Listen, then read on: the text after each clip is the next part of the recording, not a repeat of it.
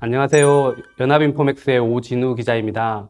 저는 연합인포맥스에서 한은을 출입하면서 금리와 환율 분야를 담당하고 있습니다. 뉴욕 특파원을 거쳐 한은에는 2021년부터 출입 중이고요. 주로 담당하는 분야가 금리와 환율이다 보니 이전부터 꾸준히 한은과 소통해 왔습니다. 세계의 중앙은행으로 불리는 미국 연방준비제도, 연준이라고 부르죠. 연준의 최장수 의장 옐런 그린스펀은 모호함을 중앙은행의 미덕이라고 했습니다.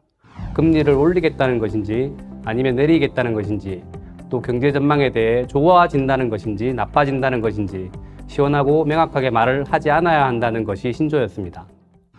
중앙은행이 뚜렷한 방향을 제시하면 시장이 그쪽으로 쏠리고 의도하지 않은 결과를 가져올 수 있다는 점을 우려한 탓입니다. 그린스펀 의장 이후에는 글로벌 금융위기를 극복하는 과정에서 포워드 가이던스가 적극적으로 도입되는 등 중앙은행의 커뮤니케이션 방식이 보다 선명해지기는 했습니다. 그럼에도 여전히 연준을 비롯한 주요국 중앙은행들도 다음번에는 금리를 어떻게 하겠다, 딱 부러진 전망이나 예상을 내놓지는 않습니다. 그래서 언론은 물론 금융기관의 투자자들은 중앙은행 총재의 발언 혹은 그들이 내놓는 성명서의 단어 하나하나를 매우 꼼꼼히 살피며 그 속에서 시사점을 찾으려 합니다. 한은도 마찬가지입니다. 총재가 사용하는 단어나 뉘앙스, 통화정책 방향 의결물이나 금융통화위원회 의사록의 변화를 캐치하고 이를 바탕으로 향후 정책 방향이나 기조를 유추하는 게 출입기자의 중요한 역할입니다. 보다 구체적으로 사례를 들면서 국내외 언론이나 금융시장 참가자들이 어떻게 중앙은행을 분석하고 있는지 설명을 해보겠습니다. 중앙은행의 업무 중에 가장 중요한 일은 당연히 기준금리 결정입니다. 금리를 결정하는 회의를 연준은 연방공개시장위원회 FOMC라 하고 한은은 통화정책방향결정금융통화위원회가 공식 명칭인데 관례적으로 금통위라고 합니다. 우선 이해를 돕기 위해서 FOMC 외신의 대응 사례를 하나 보여드리겠습니다. 미국 경제 전문 채널 CNBC의 기사 사례인데요. CNBC는 물론 월스트리트 저널 등 유명 언론은 대부분 FOMC가 있는 날 이런 기사를 내놓습니다. 보면은 연준의 금리 결정 성명서의 작구 하나까지 이전 성명에서 어떻게 변했는지 표시를 해주는데요. 단어 하나의 변화도 놓치지 않습니다. 이 표는 국내 한 증권사 보고서 중 일부인데요. 이처럼 금융기관들도 FOMC 이후 성명서를 파트별로 분류해서 어떤 부분이 변했는지 분석합니다. 위에 보면 경제활동 관련해서 9월에는 솔리드 페이스로 확장했다는 데서 11월에는 스트롱 페이스로 확장했다고 단어를 바꿨죠. 경제활동이 이전보다 강하다는 점을 강조한 것인데 이 문장만 보면 경제가 생각보다 강하다, 그래서 통화정책은 더 매파적일 수 있다, 이렇게 해석이 가능하겠죠. 물론 11월 FOMC는 전반적으로 비둘기적이었다는 평가가 있긴 합니다. 파월 의장의 발언 등에서 좀 비둘기적이었다는 평가가 있는데요. 하지만 성명서의 경제 관련 문구 저 자체만 보면 더 매파적이었다는 해석이 나올 수도 있습니다. 이처럼 경기나 물가 상황 등을 표현하는 수식어의 변화는 통상 통화정책 성명서의 중요한 부분이며 이게 어떻게 변하는지를 유심히 살펴봐야 합니다. 그럼 한은의 사례를 보면서 대표적으로 한은이 통화정책 방향 결정문에서 사용하는 문구, 표현이 어떤 의미를 가지고 어떤 점을 시사하는 데 사용되는지 보다 자세히 들여다보도록 하겠습니다.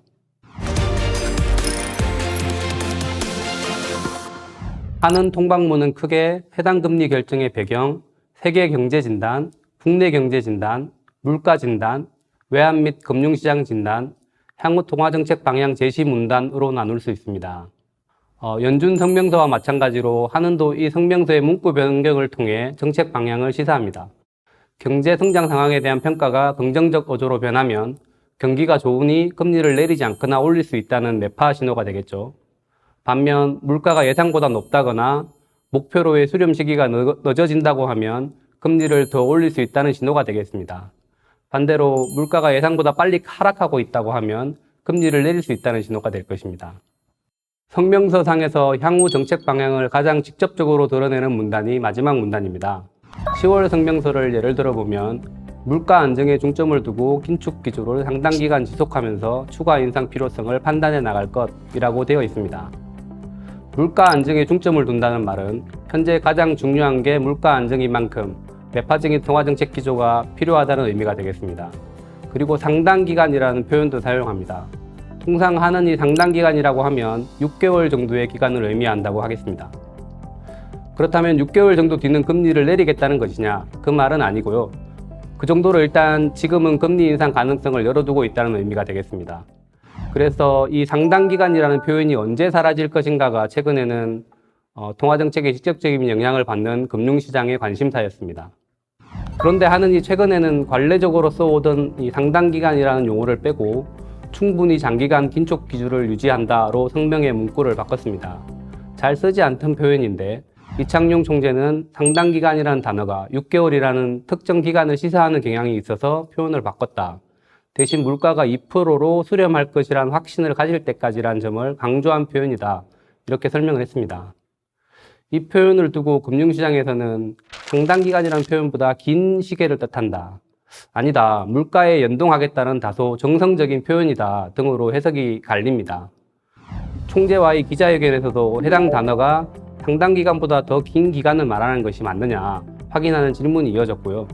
이창용 총재는 기간을 특정하는 것은 아니지만 지금 생각으로는 6개월보다 더 길 것이라는 대답을 내놓기도 했습니다. 물론 하는이 지금 언제 금리를 변경할 것이다 딱 정해놓을 수는 없겠죠. 경제 상황이 언제든 변할 수도 있고요. 그럼에도 시장은 하는이 사용하는 단어의 변화를 통해서 이에 대한 힌트를 얻으려고 합니다. 하는이 올해 들어서는 1월 이후 금리를 계속 동결 중인 만큼 통방문도 비슷한 문구를 사용하고 있는데요. 이전에는 어떤 문구가 있었는지 한번 보겠습니다. 지난해 12월 통방문 문구를 보면 마지막 문단에서 국내 경제의 성장률이 낮아지겠지만 물가가 목표 수준을 크게 상회하는 높은 오름세를 지속할 것으로 예상되므로 당분간 금리 인상 기조를 이어나갈 필요가 있다고 서술하고 있습니다. 당분간 금리 인상 기조를 이어나갈 것이라고 서술했고 그 다음 회의인 1월에 기준금리를 올렸습니다. 그리고 1월 금리 인상 이후에는 물가 안정에 중점을 두고 긴축 기조를 이어나갈 필요가 있다고 말을 조금 바꿨는데요. 인상 기조를 이어나간다는 말을 긴축 기조를 이어나간다는 말로 바꾸면서 금리를 더 올리기보단 현 수준을 유지할 것이란 점을 시사한 것이다 라고 볼 수 있습니다. 이처럼 통방문어의 단어 변화를 섬세하게 잡아내는 것이 하는 통화정책 취재의 중요한 사항 중 하나입니다. 하는 총재의 기자회견 발언도 통방문과 마찬가지입니다. 제가 2021년에 이번 금리 인상 기조가 시작될 때의 사례를 예를 들어 보겠습니다. 2021년 5월 금통위인데요. 당시는 금리가 0.5%로 동결 기조를 이어갈 때였습니다. 당시 통방문을 보면 하나는 코로나19 전개와 관련한 불확실성이 잠재해 있고 수요 측면의 물가 상승 압력이 크지 않을 것으로 전망되므로 통화정책의 완화 기조를 유지해 나갈 것이라고 서술했습니다. 동결 기조를 이어간다는 의미 같죠. 그렇지만 당시 이주열 총재는 기자회견에서 이와 조금 다른 표현을 사용합니다. 오늘 금융통화위원회는 향후 코로나19 전개 상황 및 백신 접종 진행 상황 그리고 그에 따른 경제 회복의 흐름, 즉 회복의 속도나 지속성 등을 좀 더 지켜볼 필요가 있다고 판단하여 기준금리를 현 수준에서 유지하기로 결정하였습니다. 한국은행은 국내 경제의 견실한 회복세가 지속될 수 있도록 당분간은 현재의 완화적 통화정책 기조를 유지할 것입니다. 어디가 다른지 캐치하셨나요? 이주열 총재는 한은은 국내 경제의 견실한 회복세가 지속될 수 있도록 당분간은 현재의 완화적 통화정책 기조를 유지할 것입니다 라고 말했습니다. 통방문에는 당분간은 이란 단어가 없었죠. 한은이 사용하는 당분간이란 단어는 보통 3개월을 의미합니다. 총재가 당분간은 완화 기조를 유지한다 라고 한 것은 석 달 정도 이후에는 동결 기조에서 벗어나 금리를 올릴 수 있다는 힌트를 준 것이라고 볼 수 있겠죠. 그래서 질문이 나옵니다. 연합인포맥스 오진우 기자의 질문입니다. 총재님 모두 발언에서 당분간 현재의 완화적 기조를 유지한다고 말씀하셨는데 통방문에는 적시되지 않은 표현입니다. 당분간은 어느 정도의 시계를 예상하시는지요? 사실상 이제 당분간이라고 하는 표현이 저희들이 아주 가까운 장래, 글쎄 저도 사실상 어느 정도의 저희들의 개념은 있습니다만 이게 혹시 조정의 시기를 아주 미리 못 박는 것 같아서 제가 표현하기는 좀 어렵습니다. 저희들이 우리가 아까 제 모두 발언에서 경제 회복세가 예상보다 빠르지만 그런 코로나 상황을 좀 더 지켜보겠다고 했습니다. 조금만 더 지켜보고 판단하는 건데 저희들이 그다음에 또 우리 그 경제 상황에 맞춰서 금리 정책의 정상화를 좀 서두르지 않겠지만 또 실기하지도 말아야겠다. 뭐 이런 생각을 갖고 있습니다. 그래서 좀 당분간은 그런 제가 지금 설명드리는 그런 내용을 같이 놓고 판단해 주셨으면 좋겠다는 생각이 듭니다. 총재가 당분간에 대해서 직접적으로 기간을 말하진 않지만 가까운 장래다 등으로 설명을 합니다. 곧 금리가 조정될 수 있다는 의미죠. 그리고 한은은 실제로 석 달 뒤인 8월 금통위에서 금리를 0.75%로 올리면서 이번 금리 인상 사이클을 시작합니다. 네, 보다 최근 사례를 하나 보여드리면 지난 8월 금통위 의사록에서 한 위원이 기준금리에 대한 추가 조정 방향 및 크기를 신중히 결정해 나가야 할 것이라고 표현을 했는데요. 이 표현을 바탕으로 작성한 기사가 있습니다. 금리 조정의 방향이라는 표현을 한 것을 바탕으로 한 위원이 금리 인하도 고려하는 것일 수 있다는 기사를 쓴 것인데요. 실제 10월 금통위에서는 한 위원이 금리 인상과 인하 가능성을 모두 열어둬야 된다라고 하면서 보다 명확한 신호를 보냈습니다. 같은 위원으로 추정되는 인물인데요. 10월 금통위 의사록을 보면 성장 및 물가에 대한 향후 추이를 관찰하면서 추가 긴축 또는 완화 여부를 결정하는 것이 바람직하다고 생각한다 라고 말을 했습니다. 이 이후에 금리 인하를 주장한 위원들도 있다는 기사들이 많이 나왔습니다. 8월 금통위 의사록에서 이런 변화의 방향성이 사실 미리 시사된 것이라고 볼 수 있습니다. 이처럼 통방문과 총재나 금통위원회 발언 중에 중요한 단어를 놓치지 않고 이를 바탕으로 정책 방향을 읽어내고 전하는 일이 한은 출입 기자의 주요한 미션입니다. 현장을 찾아뛰는 사회부 같은 곳과 비교하면 매우 정적이고요. 어떻게 보면 지루한 일이라고 할 수도 있겠습니다. 하지만 금융의 핵심인 금리의 향후 방향을 고민한다는 점에서 해보면 또 흥미로운 일이기도 합니다.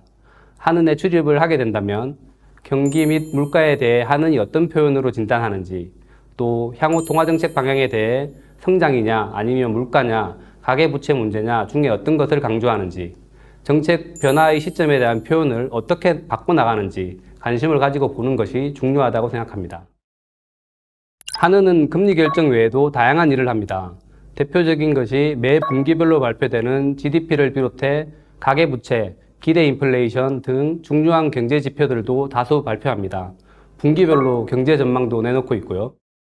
한은은 정해진 양식에 따라 다소 무미건조하게 보도자료를 통해서 데이터를 발표하는데요. 이 데이터들의 바다에서 엣지 있는 숫자를 잡아내고 기사화하는 것도 출입기자의 역량입니다. 최근 나온 기사 중에서 보도자료상으로는 잘 파악하지 못했던 데이터를 찾아내서 기사화한 케이스를 소개해 보겠습니다. 한은이 발표하는 자금순환 통계 중에 상세 통계를 찾아내서 기사화한 사례입니다. 금융위기 시기 비율과 일본 등 다른 나라와의 비교를 통해 기사가 한층 더 풍부해지고 설득력도 높아졌다고 생각합니다. 다음은 제가 작성한 기사 중에 하나인데요. 2023년 금융감독원이 은행들의 가상금리 인하를 압박하면서 한은의 긴축적 통화정책과 상충된다는 기사들이 쏟아졌습니다. 은행 가상금리의 단기 변동 현황을 별도로 취재해서 작성한 기사들이 많았는데요.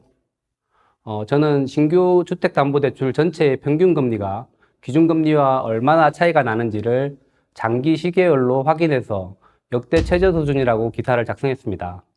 금리 인하 기대가 없는데도 주담대 금리가 기준금리에 가깝게 내려온 것은 결국 은행들에 대한 금감원의 압박이 큰 역할을 한 것이겠죠. 한은이 발표하는 통계를 폭넓게 활용하면 조금 더 시사점을 뽑아낼 수 있습니다. 한은의 경제통계 시스템인 에코스를 활용하면 과거와 현재 데이터의 비교 분석을 보다 손쉽게 할 수 있습니다. 한은의 보도자료에도 특정 수치가 얼마 만에 최대다 이런 기본적인 설명들은 들어있는데요. 그래도 에코스에서 해당 데이터의 시계열 흐름을 펼쳐놓고 보면 이 보도자료로만 봤을 때는 생각하지 못한 부분들도 찾아낼 수 있습니다. 한은에 출입하게 되면 에코스를 통해 이런저런 데이터들을 뽑아볼 것을 추천드립니다.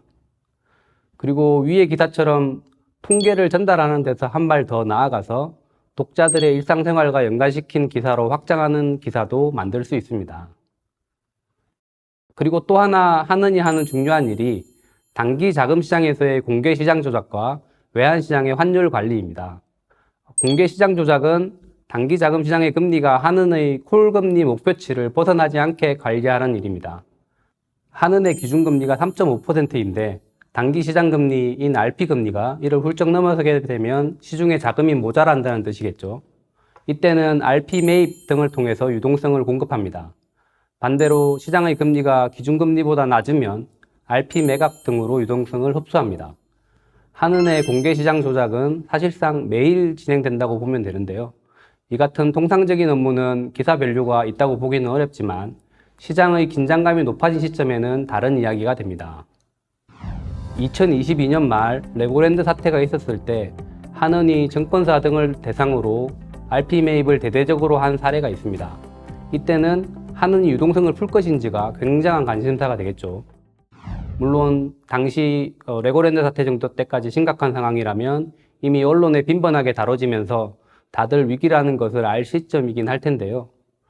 그럼에도 위험 요인에 취약한 대표적인 금리인 CP금리, 단기 RP금리 추이를 꾸준히 체크한다면 보다 빠르게 통화당국의 움직임을 취재할 수 있을 것입니다. 해당 금리들은 금융투자협회의 채권정보센터를 통해 확인하실 수 있습니다. 환율도 마찬가지인데요. 평상시에 일어나는 외환시장 개입은 비밀리에 진행되고 이를 세세하게 파악하기도 매우 어렵습니다. 하지만 2022년 달러원이 1,400원을 넘었을 때와 같은 위기 상황에서는 한은도 언론과 적극적으로 소통하면서 시장의 방향성을 형성하기 위해 노력하는데요. 환율 시장의 긴장감이 높아졌을 때는 국제국 외환시장팀 등 오퍼레이션을 담당하는 팀과 적극적으로 소통할 필요가 있습니다. 마지막으로 다른 분야도 마찬가지겠지만 한은발 기사 작성에도 의견을 물어볼 수 있는 전문가 그룹이 필요합니다. 한은 외부의 취재원이라고 할 수 있겠죠. 물가나 성장 전망이 나왔을 때 해당 내용이 타당한지 등을 평가해 줄 전문가가 필요하겠습니다. 가장 대표적인 전문가들은 각 대학 경제학과 교수님들이 될 것 같습니다. 기존의 보도를 쭉 보시면 통화정책 관련해서 대표적인 교수님들이 계십니다. 그리고 한은 출신의 교수님들도 적지 않게 있습니다. 또 하나 주요한 전문가 그룹이 경제연구원들이 있습니다. 한국개발연구원, 대외경제정책연구원 등의 국책연구기관이 있습니다. 아무래도 국책연구원이다 보니 이른바 아픈 기사에 직접적인 코멘트를 하는 경우는 많지 않다고 봐야겠습니다. 한국금융연구원, 자본시장연구원 등도 거시경제 관련해서 의견을 구할 수 있는 대표적인 기관입니다. 많이 줄어들기는 했지만 현대경제연구원 등 민간의 경제연구원들도 있습니다. 금리정책과 관련해서는 금융시장의 의견도 매우 중요하겠죠. 은행과 증권사의 이코노미스트, 금리 전략 애널리스트와 딜러가 중요한 취재원이 될 수 있습니다. 사실 이분들이 가장 열심히 한은의 정책을 분석하는 분들이기도 합니다. 증권사나 은행에서 나오는 보고서를 꾸준히 팔로우하다 보면 이슈가 발생했을 때 어떤 전문가가 이에 대한 분석을 보다 정확하게 할 수 있을지 떠올릴 수 있을 것입니다. 네, 마지막으로 당연히 한은 직원들과도 치열하게 토론하는 것이 중요합니다. 한은 직원들은 이미 발표한 보도자료나 자료의 배경, 근저의 경제 상황 등에 대해 상세하게 설명을 해주는 편이지만 공식적으로 발표된 것 외에는 답변을 꺼리는 경우도 적지 않다는 점도 염두에 둬야 합니다. 네, 우스갯소리긴 하지만 한은 직원들이 기자들의 질문에 가장 많이 하는 답이 총재님 말씀하신 그대로고 덧붙일 것이 없다 라는 말도 있습니다. 한은이 통화정책 관련 공식적인 입장은 총재 입을 통해서 통일된 의견을 내야 한다는 주의라서 그런데요. 그럼에도 한은 직원들과 토론을 이어가다 보면 경제 현상에 대한 이해의 폭을 한층 키울 수 있다고 자신합니다.